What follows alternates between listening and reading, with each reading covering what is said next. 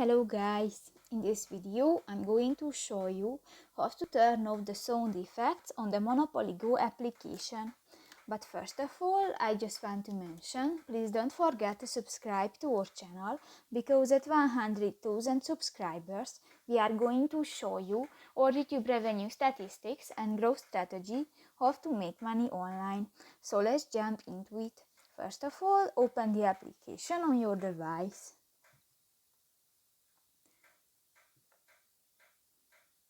This will take a few minutes when the application is uploading.